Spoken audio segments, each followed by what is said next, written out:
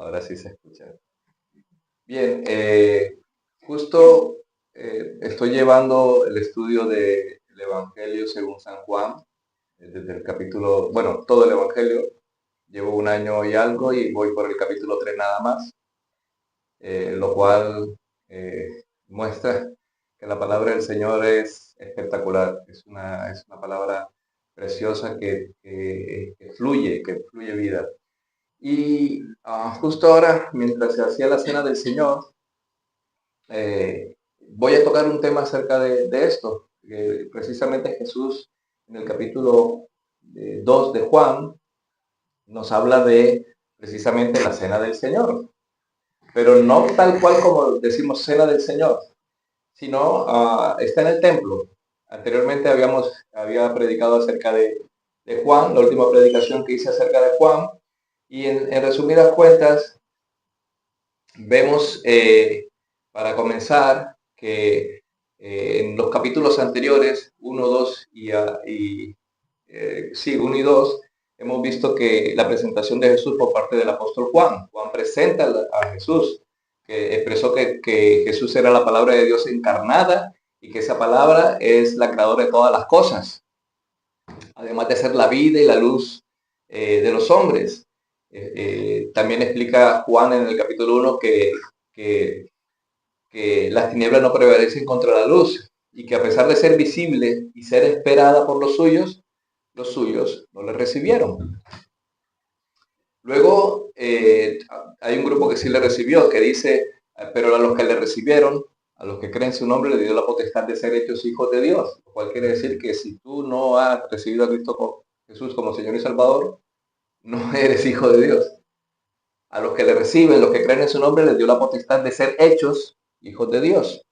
Dios, eso lo está diciendo Juan en el capítulo 1.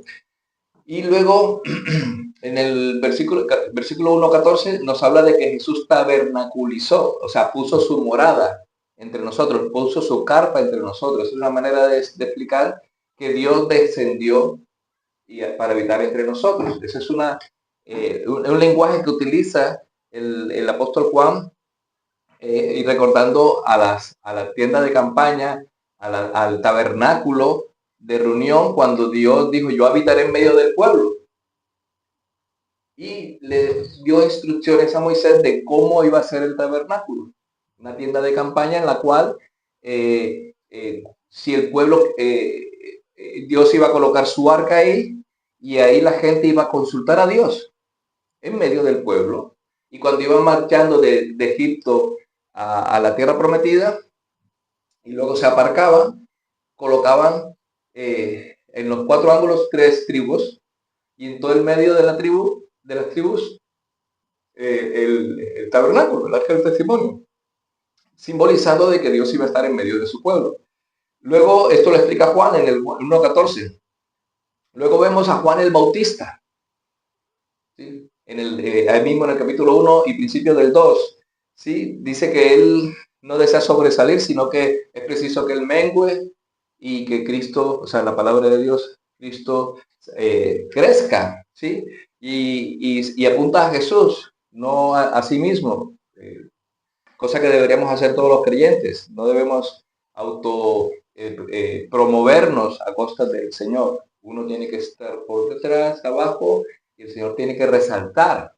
¿Sí? Incluso en la evangelización, no estoy hablando a nivel de pastoral, estoy hablando a nivel de todas las personas. Si somos salvos es por gracia. No es un don que nosotros hayamos, que Dios me vio a mí, que yo iba a ser muy guay y Dios me escogió. No, o sea, somos salvos por la misericordia de Dios y debemos ser agradecidos. Por lo tanto, debemos dar paso a que el nombre del Señor sea glorificado. Luego Jesús mismo en sociedad, se presenta en sociedad, en las bodas de Caná. ¿Sí? Esto lo vemos en el comienzo del capítulo 2, las bodas de Caná.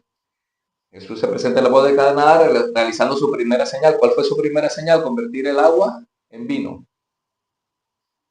Convertir el agua en vino. Esa fue su primera señal pública, ¿sí? Dando a entender que la purificación no sería con agua, sino con sangre. La purificación ya no iba a ser por agua, sino por sangre. ¿Sí? Esa es una señal que está apuntando hacia la redención en la cruz. Y ahora pasamos al comienzo del ministerio de Jesús en Jerusalén. ¿Sí? En la Pascua, en la Pascua, ¿sí? Pero ahora en adelante vamos a ver al verdadero autor de la ley, el verdadero autor de la ley y los mandamientos. Vamos a ver a Jesús, el verdadero autor de la ley y los mandamientos, no solamente reformando, sino también reordenando, ¿sí?, la institución misma de la religión y la manera como Dios tenía que ser adorado. De hecho, nosotros celebramos la Cena del Señor, ¿sí?, porque esa es la Pascua. Esa es nuestra fiesta de la Pascua. Esa es nuestra Pascua. Los judíos celebraban la Pascua porque conmemoraban año tras año que el Señor los sacó de la tierra de Egipto, de casa de esclavitud, para llevarlos a la tierra prometida. Y Jesús dice, no, esto ya va a dejar de ser así. Ahora yo soy la Pascua. Y entenderme, no lo dice literalmente así, pero lo vas a ver.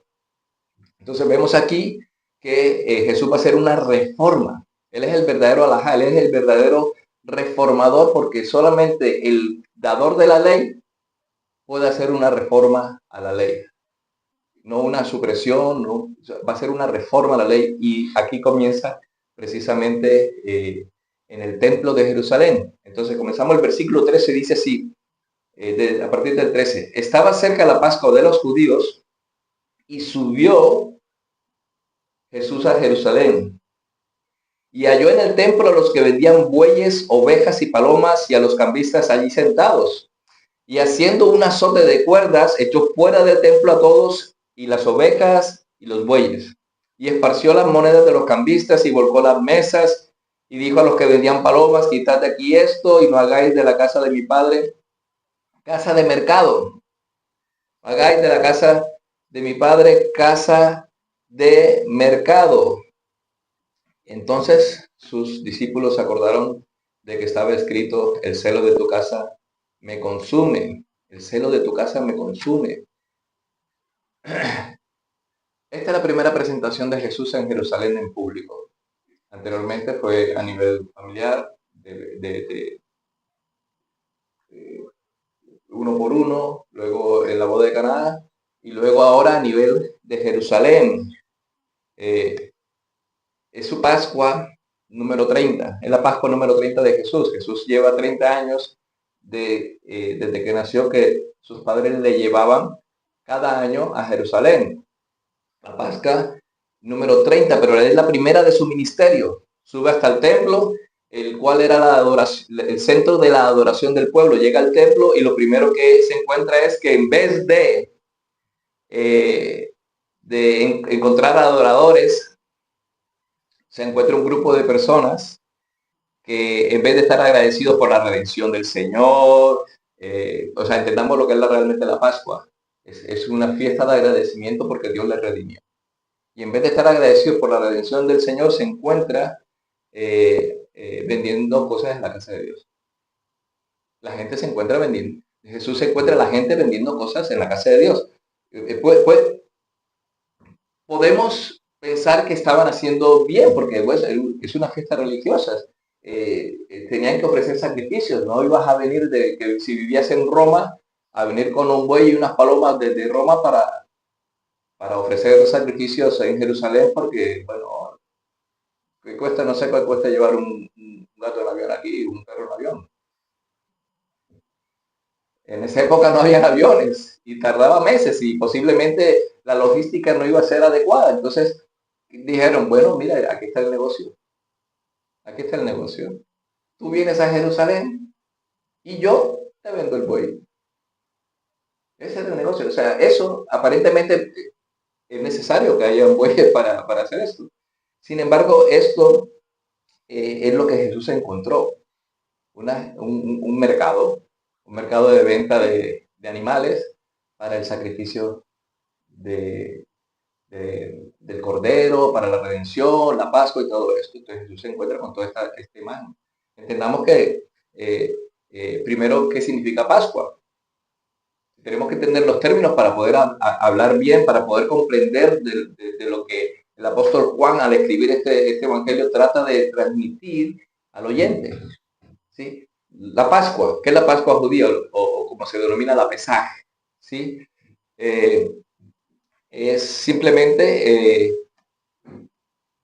es la celebración del Passover, como se dice en pasar por alto, del ángel de la muerte en Egipto, cuando el Señor ordenó que en las puertas de los dinteles de las puertas colocaran sangre, y el ángel de Jehová no pasaría, no entraría en esa casa si había sangre de un cordero en la puerta. Entonces el ángel pasaba por alto.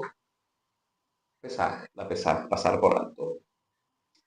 Y eso está en Éxodo 12. Entonces la Pascua judía con nuestra Pascua cristiana tiene una relación histórica y religiosa, ya que Cristo murió en el primer día de la fiesta judía de la Pascua, ¿sí? En la celebración del pueblo judío de la liberación de la esclavitud de Egipto.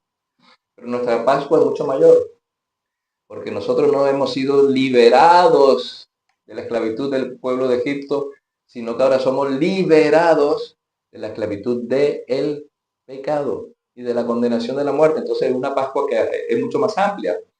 Entonces, sin embargo, después de la muerte y resurrección de Jesús, los cristianos, ¿qué hemos comenzado a hacer? A celebrar la nueva ceremonia. Esta es la nueva ceremonia de la Pascua, la cena del Señor, que reemplazó a la Pascua judía, ya que Jesús, como he dicho, nos libró de la esclavitud del pecado, pero no de Egipto. Nosotros no fuimos liberados de Egipto, fuimos liberados de la esclavitud del pecado, y por eso celebramos la sangre del Cordero, para que la ira de Dios no llegue a nosotros, sino pase de nosotros. Eso es la cena del Señor. Celebramos que Dios derramó su sangre para perdonar nuestros pecados, y por lo tanto la muerte, el ángel de la muerte no llega a nosotros. Esa es nuestra celebración, esa es nuestra Pascua, esa que está ahí en nuestra Semana Santa, esa que está ahí, la que celebramos nosotros. Es un símbolo, pero es un símbolo bastante significativo. ¿Sí? Nosotros tenemos solo dos sacramentos. ¿Cuáles son? Y Santa Cena. Cena del Señor Bautismo y Cena del Señor, Santa Cena. Entonces, esta es la celebración más importante del cristianismo, la Cena del Señor. Sí, esto es para entender primeramente de lo que vamos a hablar ahora, porque podemos hablar y no entender de qué se está hablando. Entonces, el primer término, Pascua. Segundo término, Cena del Señor. ¿Sí? Cena del Señor, que es equivalente a la Pascua judía. Antes de hablar del templo a donde llegó Jesús, tenemos que hablar del tabernáculo. ¿Qué era el tabernáculo? ¿Sí? Lo he dicho anteriormente, el tabernáculo era el sitio donde Dios estaba y el pueblo en medio del pueblo, y el pueblo iba al tabernáculo a consultar a Dios. Y estaba tranquilo porque Dios está con nosotros, en medio de nosotros. ¿Sí? Juan lo dice en el capítulo 1 del versículo 14. Jesús tabernaculizó entre nosotros. O sea, Dios se humanó, se hizo hombre y habitó entre nosotros. Entonces, Dios con nosotros. ¿Qué significa Emmanuel? ¿Cómo se llamaría el hijo de David? Dios con nosotros, ¿no? ¿Llamará su nombre? Emmanuel, Dios con nosotros. Jesús es Dios con nosotros. Jesús es Dios con nosotros. Por lo tanto, ya empieza a adquirir, ¿sí?, una idea de que el templo, tal cual como estaba concebido en la época de Jesús, era solamente una señal, una muestra, una idea del templo verdadero. Entonces Jesús, el tabernáculo primero, luego el templo, que fue en la época de Salomón, ¿sí? El templo, con relación al tabernáculo, lo vemos en Éxodo 25, del 1 al 9. Ahí explica cómo va a ser el tabernáculo, cómo va a estar organizado el tabernáculo, qué altura, qué anchura, qué debe tener el tabernáculo adentro. Todo eso. Es una manera religiosa. Dios estableció en una época la manera como tenían que acercarse a Él. Luego vino el templo. De otra manera, Dios dijo, ya no será el tabernáculo, ahora me vendré y me adoraréis en el templo. Vendré al templo. Entonces, cuando cogieron el arca del testimonio, lo sacaron del tabernáculo, de la carpa del tabernáculo, y lo metieron en el templo de Jerusalén, el que fue construido por Salomón. ¿Qué pasó? La gloria de Jehová salió de allá e inundó todo el templo. Pero resulta que pasaron 400 años. ¿Y qué pasó con el templo? El primer templo fue destruido. Y viene el segundo templo. El templo en la época de Esdras. ¿Sí? Un templo reconstruido difícilmente. Esdras estaba preocupado. Dice, pero ¿qué pasa, hermanos? Que no reconstruyen el templo, el centro de la oración de Dios. Dios está aquí, el templo. Y Esdras se pone con un hacha, con un arma y con un asadón a reconstruir el templo porque tenían enemigos alrededor. Fue un templo medianamente construido. Segundo templo. Pero resulta que en la época de Jesús, ya el templo no era el templo que había reconstruido Esdras. Era el templo que había reconstruido Herodes Antipas. Herodes el Grande, este Herodes, el primer rey no judío que gobernaba en Jerusalén. Este segundo templo, este tercer templo, porque en términos contables de contabilidad, el segundo templo, el primer templo es el de Salomón, el segundo es de el que reconstruye Esdras, y el tercer templo, pues viene siendo el que está el de la época de Jesús, la reconstrucción de Nabucodonosor, de Herodes. ¿Por qué quiero llegar a este punto? Porque a Jesús le vienen y le dicen, cuando le preguntan, le dice él, destruir este templo y en 3 días lo levantaré. Ellos dijeron, 46 años se ha tardado en construir este templo. Esos 46 años son la época desde que Herodes empezó a hacer el templo hasta el momento en que Jesús está hablando. Es una reconstrucción que ya llevaba 46 años. Este templo en el cual en algunos pasajes bíblicos dice, Señor, mira las paredes, joyas y todas estas cosas. Y él dice, no quedará piedra sobre eso. Pues ese mismo templo que ya había sido remodelado, era como se dice por ahí, era una obra grandiosa la que hizo Herodes ahí. Y incluso hasta el año 70, antes de la destrucción, todavía se seguían haciendo obras en ese templo. Pero fue totalmente destruido, quedando como única evidencia el muro de los lamentos, el muro de las lamentaciones. Entonces, podemos sacar 3 aspectos de este pasaje. Vemos que la manera como los judíos adoraban a Dios en la época de Jesús ahí, parece que había algo que ya no era lo mismo que Dios había ordenado al principio. Y Jesús llega al templo y se tropieza con un mercado. Se tropieza con un mercado.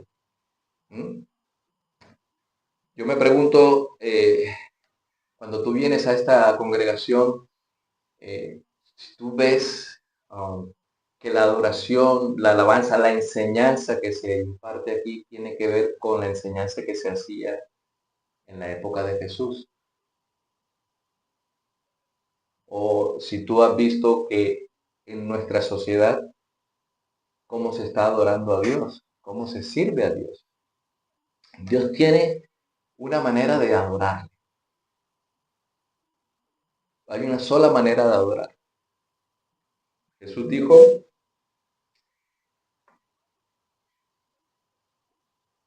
quitad aquí de esto.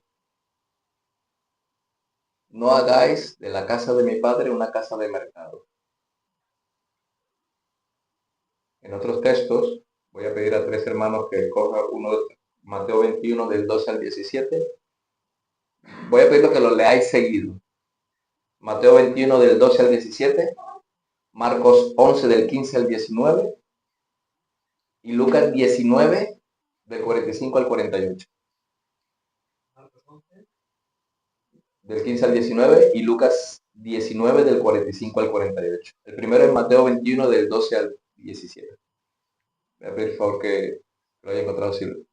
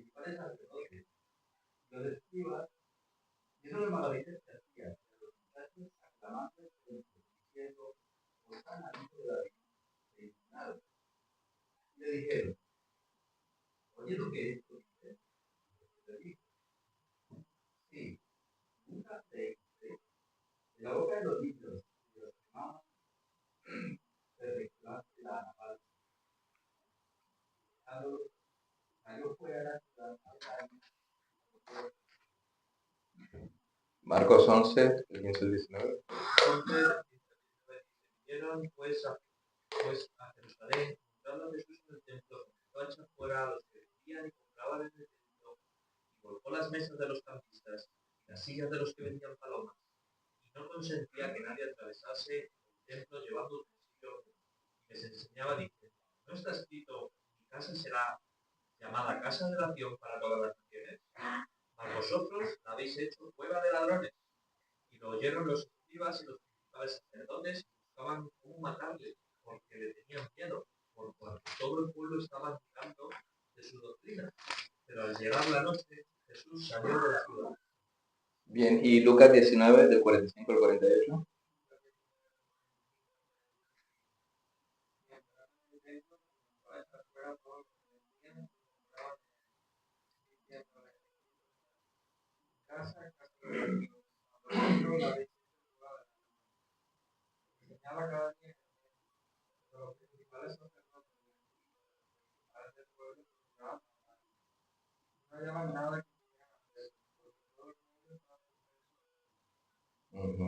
Bien, vemos aquí que los evangelios sinópticos, que son Mateo, Marcos y Lucas, resulta que en Juan también está esa misma llegada al templo. Quiere decir que los cuatro evangelistas han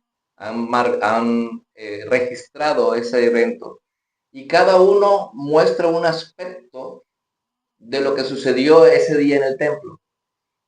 Aquí en Juan, él llega, está alborotado, dice el versículo 13, versículo 14, halló en el templo a los que vendían bueyes y ovejas, palomas y a los cambistas sentados y haciendo un azote de cuerdas, los echó a todos del templo, a las ovejas y también a los bueyes y derramó la moneda de los cambistas y volcó las mesas. ¿Sí? Pero no fue todo lo que hizo. ¿Qué, además de eso, qué había hecho?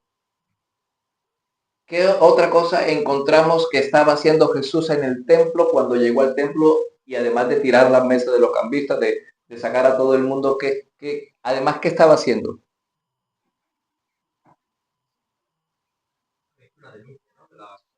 No, hemos leído algo. ¿Qué más hizo? Sanar ciegos. ¿Qué más? Enseñar. ¿Qué más? Cojos, enfermos, ciegos. ¿Qué más sucedía? Hosana, Hosana, el hijo de David. Sí, estaba siendo adorado en el templo. Y él decía, le dicen, ¿no oyes lo que dicen estos de ti? Y él dice, de los que lloran y los que maman, fundaste. ¿Qué? No. Si veis que cuando llega Jesús en el templo, imaginaos, Yo puse este ejemplo en la iglesia en Palma. Imaginaos, el templo de la época de Jesús tenía alrededor de 16 estadios de fútbol. ¿Alguien ha estado en un estadio de fútbol? Vale, ahora coloca 4 por 4, 16, así. Ahora saca de ahí a una persona. Aquí dice que Jesús estaba haciendo un azote de cuerdas, los echó a todos del templo. 16 estadios llenos de personas. Alrededor de 500,000 personas estaban se dice que cabía en esos 16 estadios. 500,000 personas con 500,000 sacrificios entre bueyes y palomas y cambistas. ¿Sabéis qué son los cambistas? ¿Alguien sabe de money exchange y cosas de estas de cambio de divisas? Entonces, venían de todas partes. ¿Y qué encontraba? Que decía el cambista, ¿qué tiene? No, yo tengo rublos, te lo cambio por shekels. ¿Qué tiene usted? No, yo tengo moneda romana, te lo cambio por shekel para que vayas y pagues los tributos al Señor. ¿Por qué? Porque esto era un comercio. Esto es la Rambla de Cataluña, que llegas ahí, hay monedas de cambio, luego hay mercado de yo no sé qué, y no, era terrible, 500,000 personas en un espacio de 16 estadios de fútbol, y habían bueyes, imaginaos los bueyes, mu, mu, mu, las palomas, o sea, imaginaos todo ese ruido, toda esa tremenda algarabía, era un mercado, un bazar. Si alguien estaba en un bazar de estos de Asia, cada uno ofreciendo, tengo el buey, este buey es más barato, este buey, no, que las palomas mías son traídas son de pura raza, yo no sé qué, y yo te vendo estas palomas que no tienen ningún defecto, no se le ha caído nunca una pluma. O sea, imaginaos todo lo que se le puede ocurrir a la gente para vender sus productos.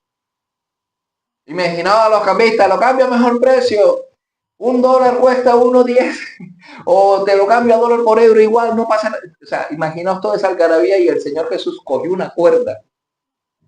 Aquí dice que cogió una cuerda, ¿sí? Un azote de cuerdas y los echó a todos del templo. O sea, Grauman dice que Jesús, que nosotros tenemos una idea de Jesús muy Hollywood, muy peliculera. ¿Cuál es la idea de Jesús peliculera?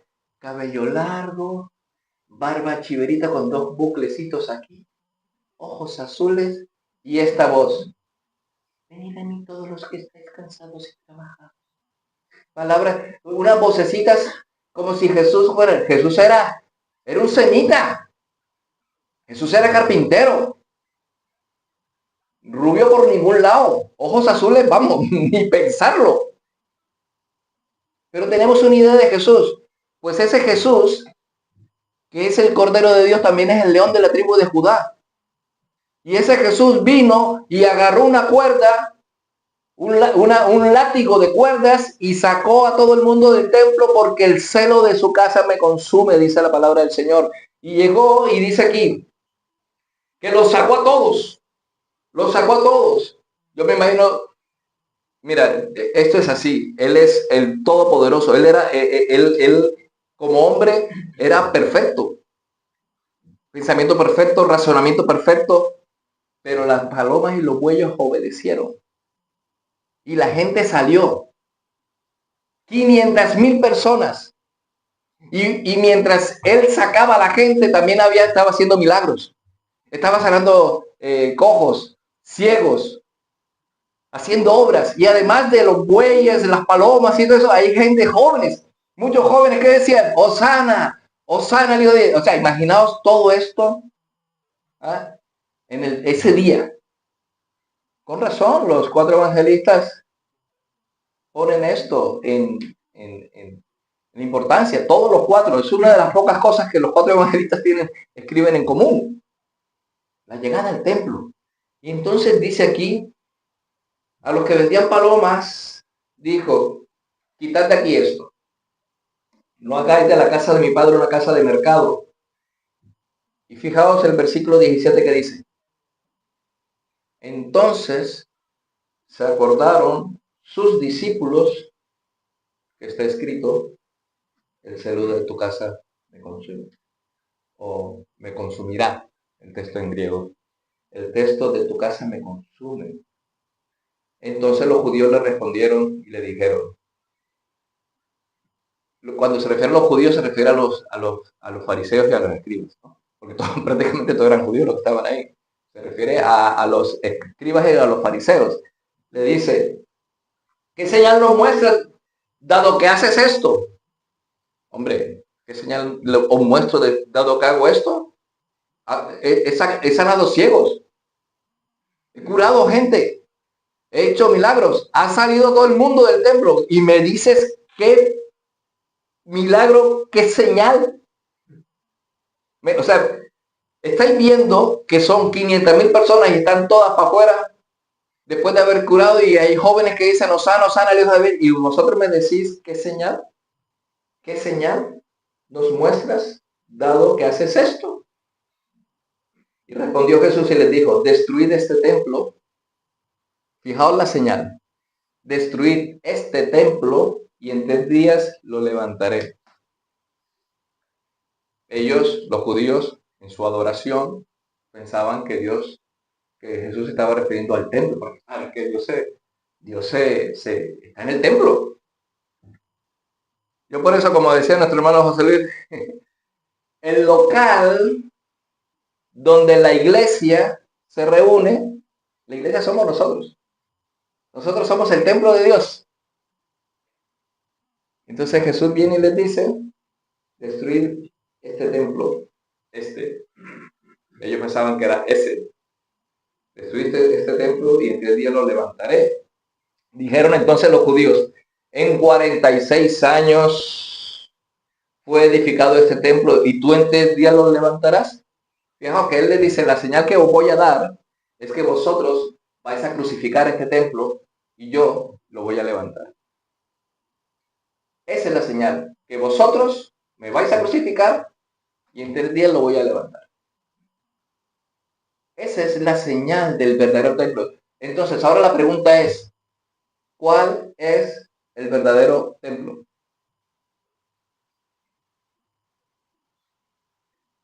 Jesús.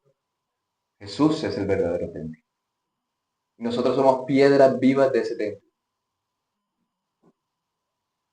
Jesús les dijo a ellos, este no es el templo. Yo soy el templo. Eso era lo que le estaba diciendo a ellos. Aquí dice el versículo 21, mas él hablaba del templo de su cuerpo. Y dice el versículo 22, por tanto, cuando resucitó de los muertos, sus discípulos se acordaron que les había dicho esto. Sus discípulos se acordaron que Jesús les había dicho esto y creyeron a la escritura y a la palabra que Jesús había dicho. Jesús, la palabra. Creyeron a la escritura, todo el Antiguo Testamento, y equiparan la palabra de Jesús a la escritura. ¿Ok? Creyeron a la escritura y a la palabra que Jesús había dicho. Aquí Juan está haciendo una recopilación de lo que sucedió en el templo y está diciendo que cuando Jesús resucitó de entre los muertos se acordaron de esto que estaba sucediendo en el templo. Dice, anda, es verdad. Él dijo en el templo que él iba a ser destruido y en 3 días resucitaría. Y ha resucitado. Y él lo dijo en el templo. Esto es lo que está diciendo Juan aquí. Y estando, versículo 23, Juan 2, 23. Y estando en Jerusalén durante la Pascua, en el día de la fiesta, muchos creyeron en su nombre, viendo las señales que hacían. Es que Jesús había hecho señales. ¿Qué señales le estaban pidiendo los fariseos? Él había hecho las señales necesarias para que ellos dijeran, wow, he aquí el Cordero de Dios, he aquí el verdadero templo, he aquí a Dios mismo en medio de nosotros. ¿Qué más señal queremos? Pero ellos lo querían matar. ¿Por qué querían matar a Jesús? Porque Jesús estaba buscando la verdadera adoración, la verdadera religión. Moisés dijo uno como yo os enseñará todas las cosas. Jesús es ese uno como Moisés que vendría a enseñar la verdadera adoración. Jesús hizo una reforma, ¿sí? Y vemos que una pregunta, ¿cuál es la verdadera religión que busca Jesús? Entendamos religión por la manera como uno tiene que adorar a Dios. ¿Sí? Religare, como Calvino en el libro 1 de la institución de la religión habla. Religare es esa comunión que uno debe tener con Dios. ¿Cuál es la verdadera religión que busca Jesús de nosotros? Y vemos en el Evangelio que Jesús condena a los que llamándose creyentes, a estos fariseos o a aquellos que se hacen llamar creyentes, que no eran verdaderos adoradores. No le vemos a Jesús condenando otras religiones. No, es que no lo vemos condenando otras religiones, sino a los falsos creyentes. Si leéis en el Nuevo Testamento, veréis que Jesús condena a los falsos creyentes. Y esto lo confrontaba con rudeza, porque para él son aborrecibles. Tú no puedes adorar a Dios y decir, yo adoro a Dios a mi manera. No, Dios ha instituido una manera como tú tienes que adorarlo. ¿Y cómo se tiene que adorar a Dios? En espíritu y en verdad. De tales adoradores, ¿qué dice? Dios se place. Dios se agrada de tales adoradores. Cuando tú le amas con sinceridad de corazón, cuando tú obedeces, como dice aquí en el versículo 22, cuando obedeces la palabra de Dios y a aquel que es Jesús, que enseña cómo tiene que ser adorado. Hay muchos caminos. Hay muchos caminos. Si coges hacia allá, coges para un camino. Si coges para allá, vas para otro lado. Y dice, hay un dicho que dice que todos los caminos conducen a Roma. Bueno, todos los caminos conducen al infierno, pero hay un solo camino que conduce al cielo. Y es Cristo Jesús. Entonces Jesús dice, yo soy el camino, yo soy la verdad y yo soy la vida. Si queréis ir al Padre, si queréis ir al cielo, pues es a través de mí. Yo soy la puerta estrecha. Yo soy el buen pastor. Yo cuido de las ovejas. ¿Sí? Él o era un megalómano, como dicen algunos, o realmente era lo que decía hacer. ¿No? Entonces, Jesús, ¿cómo busca que nosotros la adoremos? ¿De qué manera?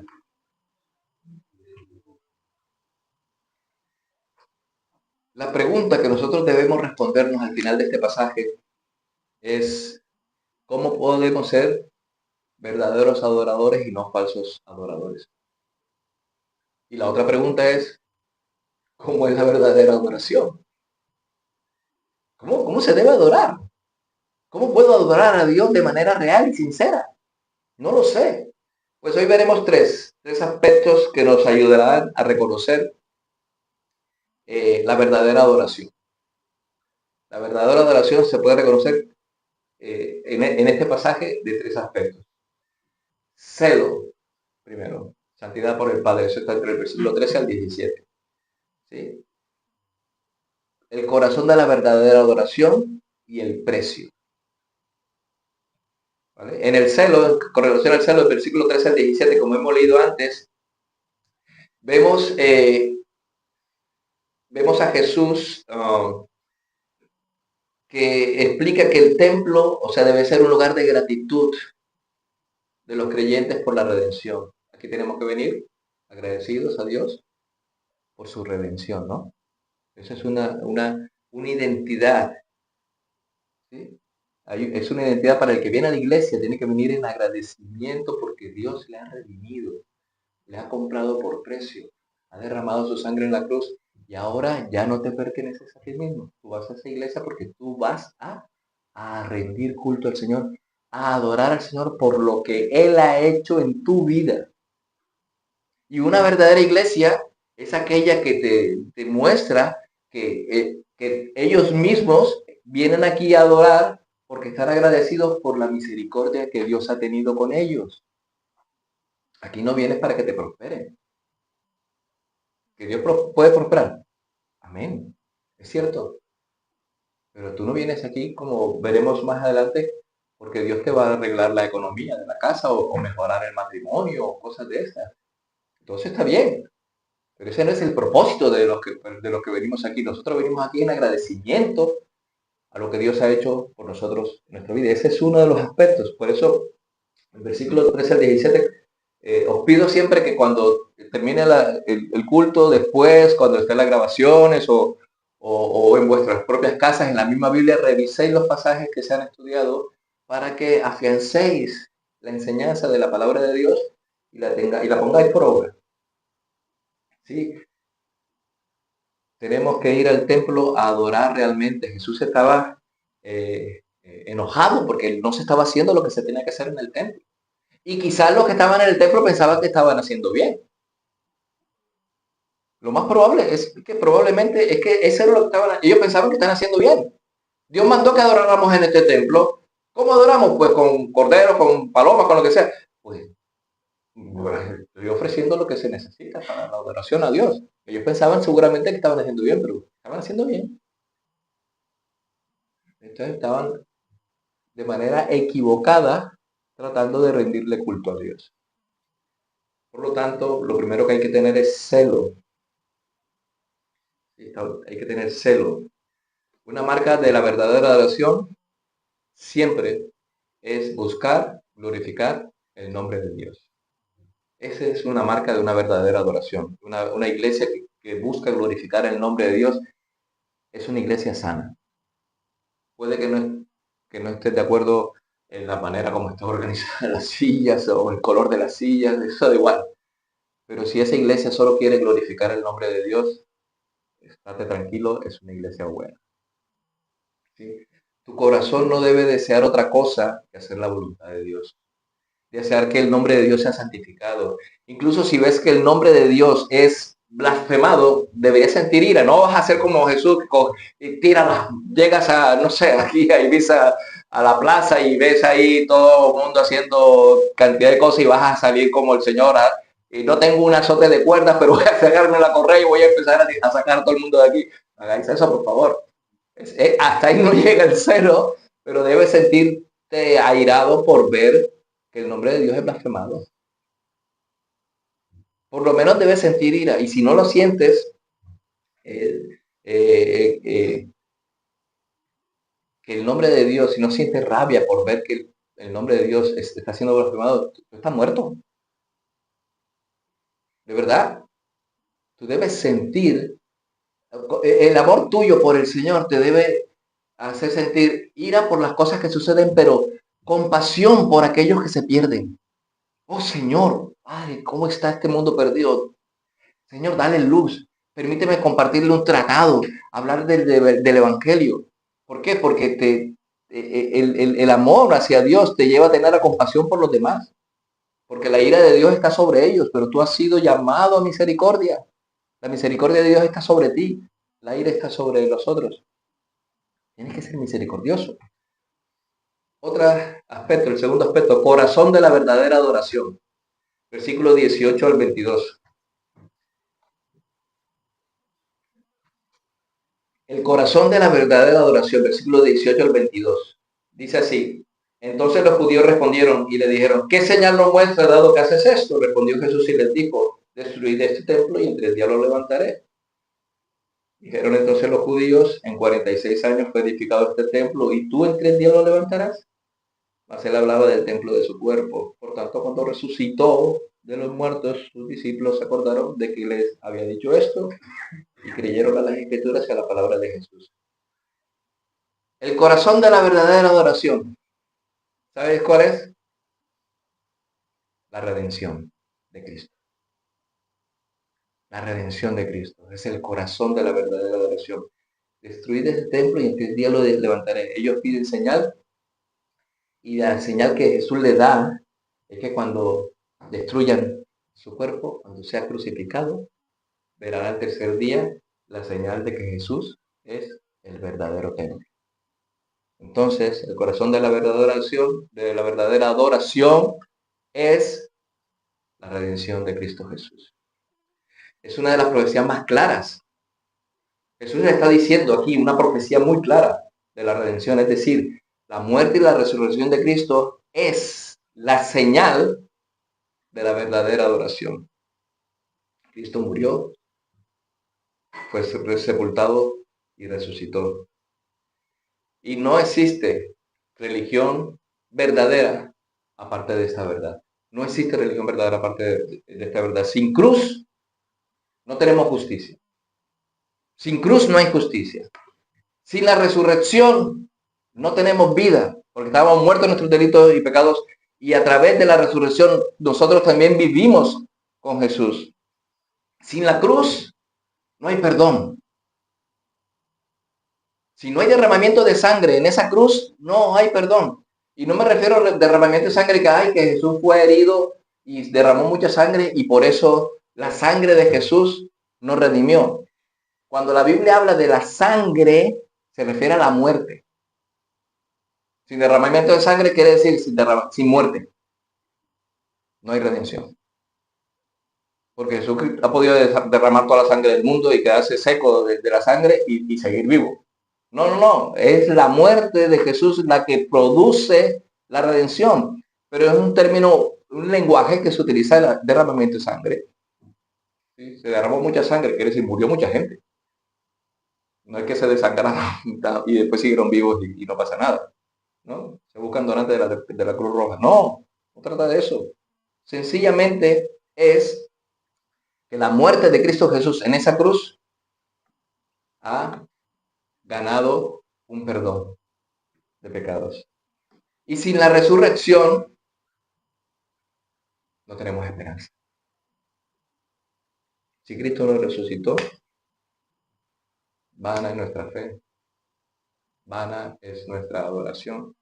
Somos los más dignos de conmiseración.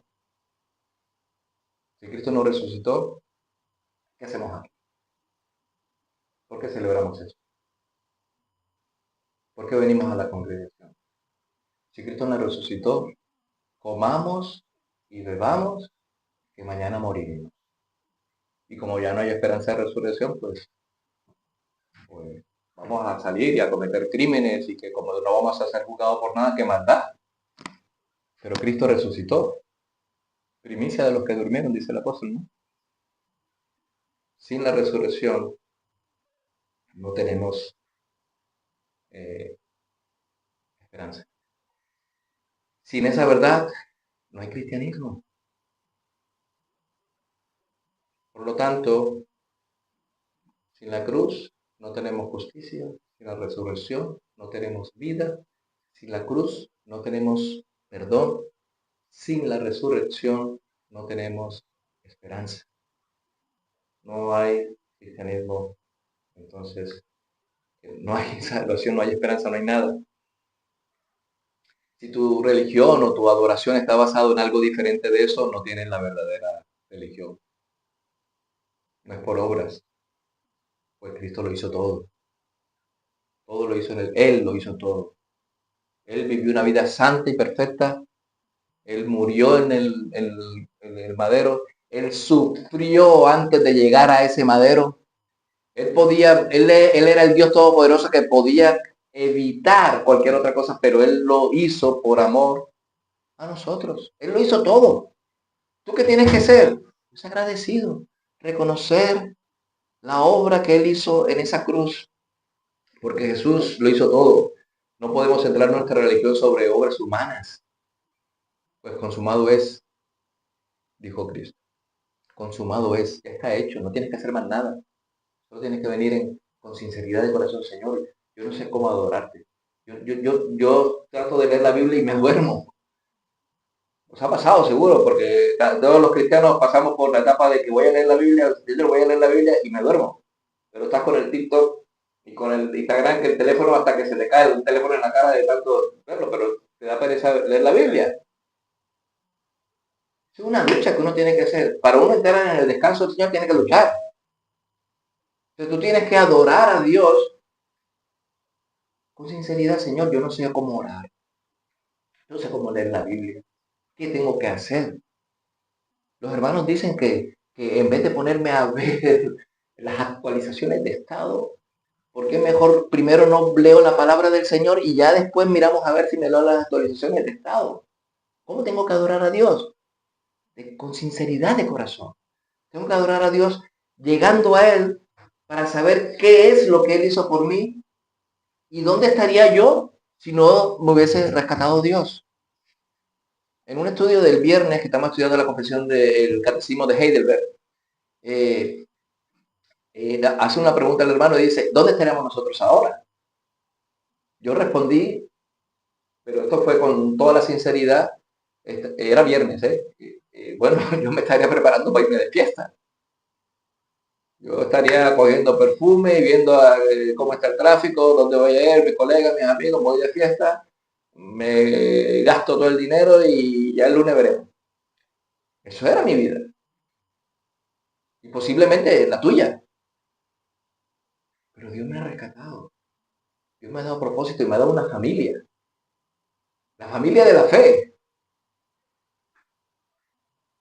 Y estamos aquí. Estaremos en el estadio.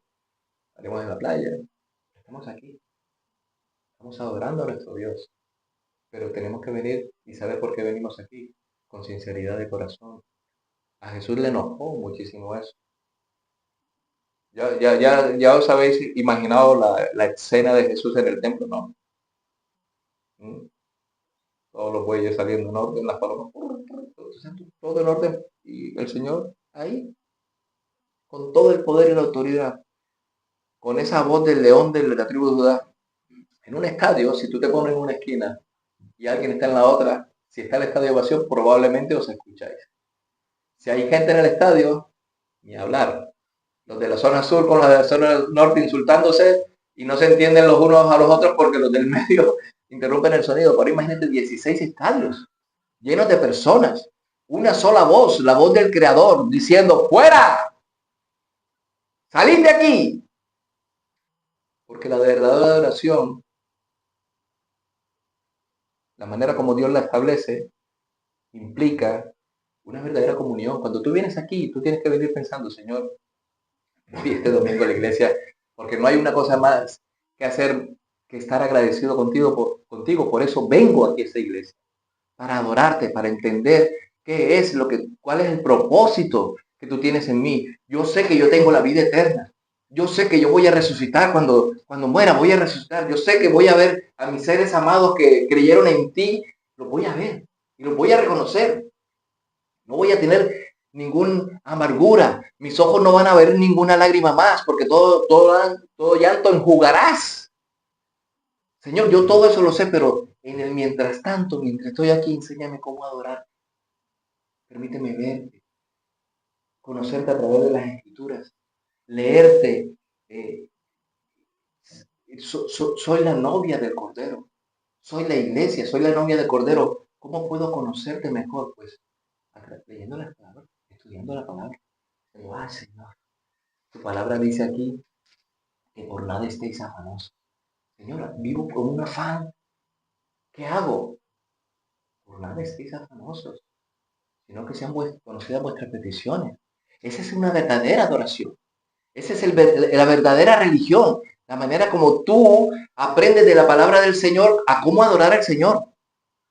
No solo como individuo, sino como comunidad. Esas cosas son importantes. Y el Señor Jesús por eso entra en el templo. Había entrado 29 veces más. ¿Entendedlo? Durante todo, tenía 30 años. Había entrado 29 veces, pero ya aquí entra como ministro. Dice, pues esto no puede ser así. Aquí hay una reforma. Todo esto fuera y el templo soy yo. Eso fue lo que dijo Jesús ahí. Y por eso querían matarle, pero tenían miedo porque todo el mundo, ¿qué hacía? Le aclamaba. Pero todo ese mismo mundo que aclamaba, Hosana, Hosana, el hijo de David. Ay, qué bueno que sana a los cojos, da de comer a los pobres, resucita a los muertos. Esa misma gente estaba crucificando a Jesús a los pocos días. Porque iban a Jesús no por quien Jesús es, sino por lo que Jesús les ofrecía. ¿A qué vienes tú a la iglesia? ¿Vienes por lo que Jesús es o porque quieres que te soluciones tus problemas económicos, maritales, emocionales, laborales? Todas esas cosas son necesarias, son importantes, no me tomen mal. Pero ¿a qué vienes? Eres como los que dicen, ay, Osana, el Señor me ha sanado, el Señor me ha sanado, y los 3 días, crucifícale. ¿A qué vienes? Vienes a glorificar el nombre del Señor, como Dios quiere que tú le glorifiques, en espíritu y en verdad. Jesús mostró en este pasaje que las cosas no eran como ellos pensaban que eran. Jesús vino a establecer la verdadera manera de ser adorado. Y fijaos en el versículo 23.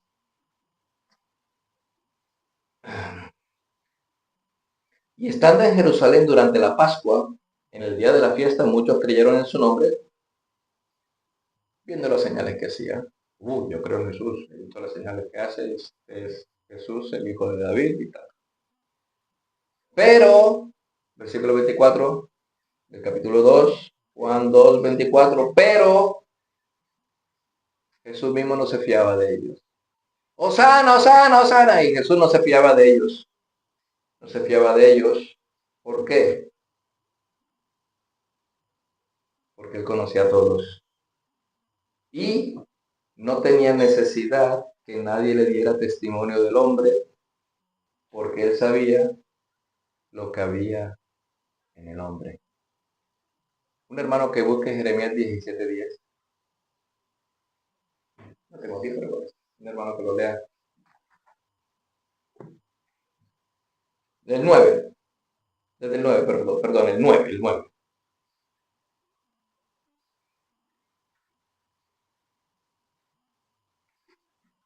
Jeremías 9, Sí. No, 17:9. 17:9. Engañoso es el corazón más que todas las cosas y perverso. ¿Quién lo conocerá? ¿Quién lo conocerá?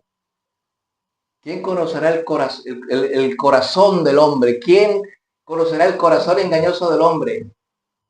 Juan dice una cosa que es interesante, porque Juan utiliza que Jesús conocía el corazón de todos.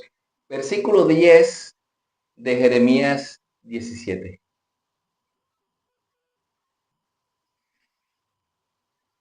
Yo, Jehová, que escudriño el corazón. ¿Qué más? Yo, Jehová, que escudriño el corazón, que pruebo los pensamientos para dar a cada uno según su camino, según el fruto de sus obras.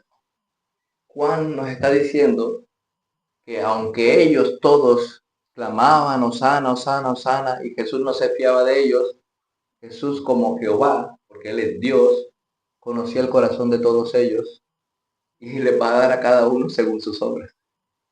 A cada uno, si tú vienes a adorar a Dios simplemente porque Dios te ayuda en X o Y circunstancia, que sepas, tú tienes que estar agradecido con Dios por todo. Pero por lo único que tú tienes que venir aquí es para darle la honra y la gloria al Señor, porque Él es digno. Él solo se merece toda la alabanza. Él te ha rescatado de tu vida de pecado y de muerte. Tú ibas para el infierno. Tú no eres pueblo de Dios, ahora eres pueblo de Dios. Tú antes no habías alcanzado misericordia, ahora has alcanzado misericordia. Dios tiene un hijo unigénito.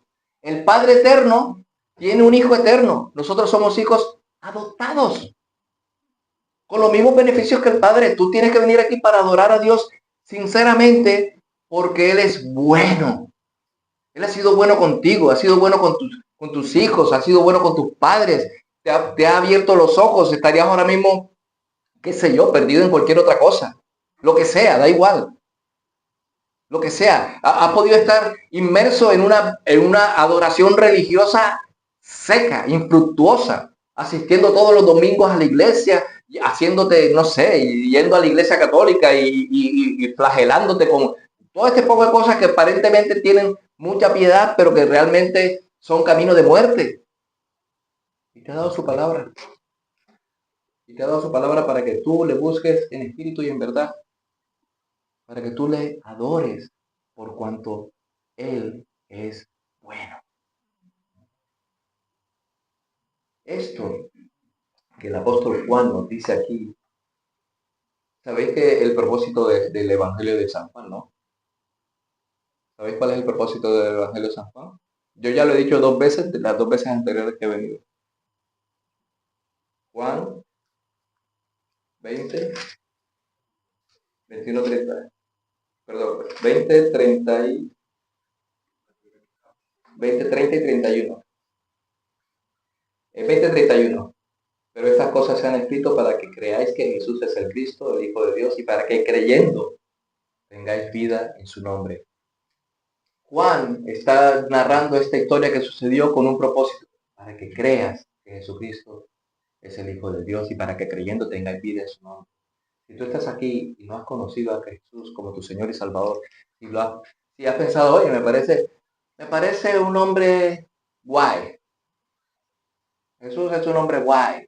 Me gusta la manera como él trata con la paz, el amor, el cariño, con los pobres. Es el primer comunista que existió, que he escuchado tanta barbaridad. Pues, es el primer comunista, todo era compartido. Entonces, no, o sea, no.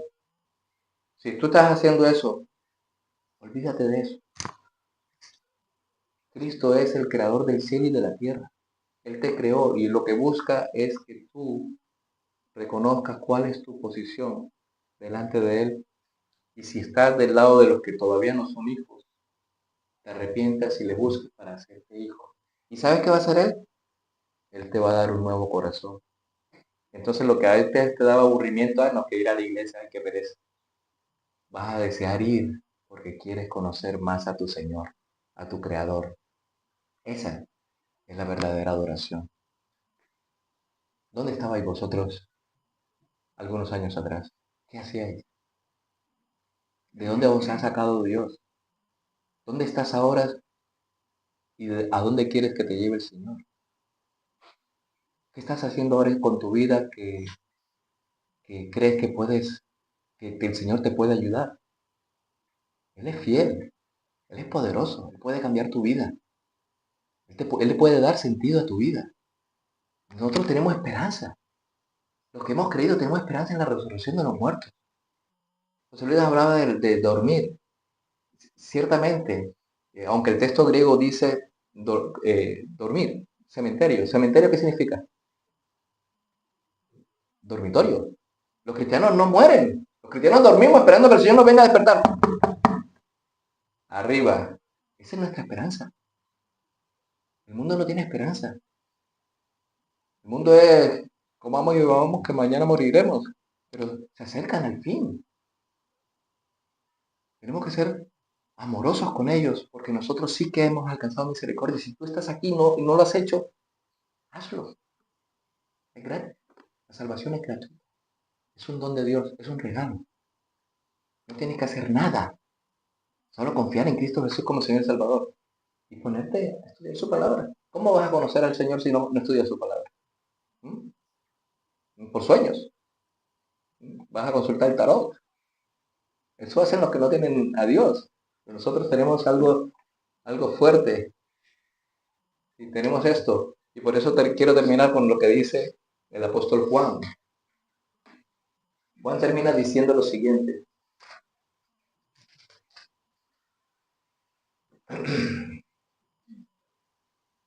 Por tanto, cuando resucitó de los muertos, sus discípulos se acordaron de que había dicho esto y creyeron a las escrituras. Creed a las escrituras y a la palabra que Jesús había dicho. Creed a la Biblia. Creed a la Biblia. Porque la palabra de Dios es viva, es eficaz. La palabra de Dios te puede ayudar a, fijaos, te puede ayudar a solucionar tus problemas. ¿Sabes cuál es el problema que tú tienes? Que vas como un chorro para el infierno y no lo sabes. Pero puedes clamar al Señor y decir, Señor, Yo sé que el camino al infierno es muy ancho y me siento súper cómodo, pero yo no quiero terminar ahí. Dame sentido a la vida. Quiero saber, quiero conocer mejor. Si no lo conoces, hoy es un buen día para que lo hagas.